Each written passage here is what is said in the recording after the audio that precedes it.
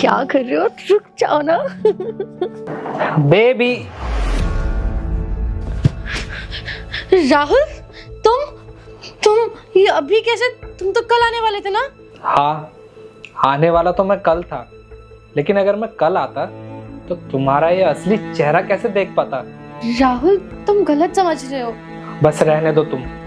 अरे सब कुछ मेरी आंखों के सामने है और तुम बोल रही हो ऐसा कुछ भी नहीं है। अरे मैं यही सोचता था कि मैं 6-6 महीने बाहर रहता हूँ तो तुम खुश कैसे रहती हो मेरे बिना।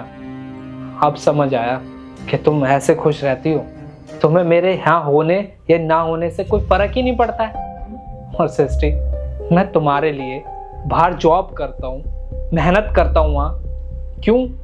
ताकि हम दोनों का फ्यूचर अच्छा बन सके। अरे जिंदगी में हमें किसी चीज की कमी ना हो। शायद तुम मुझसे प्यार नहीं, तुम तो अपने इस आशिक से प्यार करती हो ना।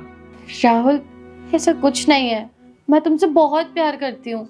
मुझे भी ऐसा लगता था कि तुम मुझसे बहुत प्यार करती हो, पर तुम मुझसे प्यार नहीं, तुम तो मुझसे प्यार करने का सिर्फ दिखावा करती हो और कुछ नहीं।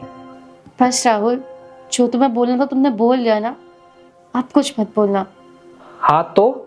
अरे सब कुछ तो मेरी आंखों के सामने ही है ना। और तुम्हें पता है सृष्टि, मैं ना कल आने वाला था। मुझे लगा कि मैं तुम्हें सरप्राइज दूंगा जाके, तुम खुश हो जाओगी, पर यहाँ आकर ना तो मुझे ही सरप्राइज मिल गया। कम से कम मुझे बोलने का मौका तो देते। क्या मौका चाहिए तुम्हें? और आज तुम जब पकड़ी गई हो तो तुम्हें मौका चाहिए।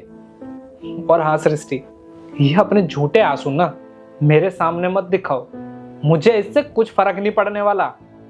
और मैं जा रहा हूँ हमेशा के लिए तुम्हारी जिंदगी से दूर रहना, अपने तुम इस आशिक के साथ, समझी? राहुल, एक मिनट रुको, पहले मेरी पूरी बात तो सुन लो।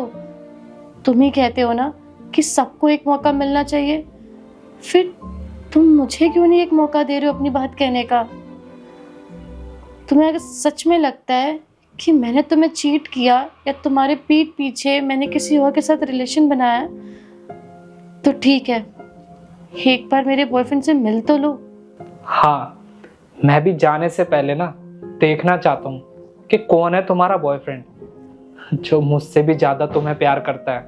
जरूर।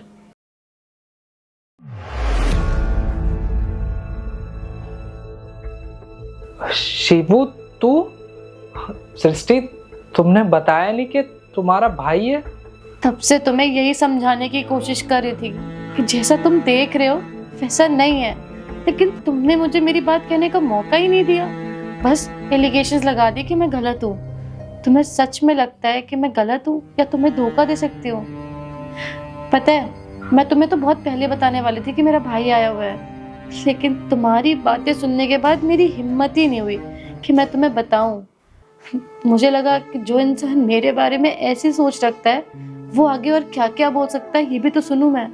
लेकिन आज तुम्हारी बातें सुन के ना मुझे ये पता चल गया कि तुम मेरे बारे में क्या सोचते हो और मुझसे कितना प्यार करते हो। आई एम रियली सॉरी सृष्टि, मुझे नहीं पता था तुम्हारा भाई है। और मैं जब अचानक से आया और इसका पैर देखा तो मुझे लगा कि शायद तुम्हारा कोई बॉयफ्रेंड है, इसलिए मैंने तुम्हें इतना सब कुछ सुना दिया।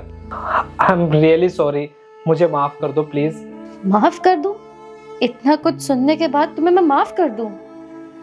राहुल, रिश्तों में ना भरोसा होना बहुत जरूरी है और वो भरोसा तुम्हें मुझ पर नहीं है, इसलिए अब मुझे तुमसे कोई बात नहीं करनी है और ना ही तुम्हारे साथ इस रिश्ते में रहना है। चलो शिबू। प्लीज सृष्टि, कहीं मत जाओ।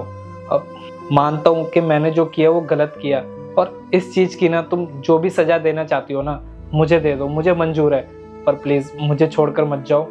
दीदी, जीजू को ना माफ कर दो, और उनको ना अपनी गलती का एहसास हो गया है। और अगर आप उनकी जगह होती और आप जीजू को किसी और लड़की के साथ देखती ना तो शायद आप भी ऐसे ही रिएक्ट करती। और वैसे भी मैं नहीं चाहता कि मेरी वजह से आप दोनों का रिश्ता खराब हो। और जीजू ना आपसे बहुत प्यार करते हैं और मैं ये भी जानता हूँ कि आप भी इनसे प्यार करती हैं, तो इसलिए माफ़ कर दो जीजू को। एक ही शर्त पे माफ करूंगी मैं तुम्हें, अगर तुम मुझे ये प्रॉमिस करते हो कि तुम दोबारा मुझ पे कभी शक नहीं करोगे। तुम्हें पता है राहुल, जिन रिश्तों में शक होता है ना वो रिश्ते ज्यादा दिन तक नहीं चल पाते। मैं प्रॉमिस करता हूँ तुमसे, मैं आज के बाद ना कभी शक नहीं करूँगा। ठीक है, तुम फ्रेश होके आओ, मैं तुम्हारे लिए तब तक चाय बनाती हूँ।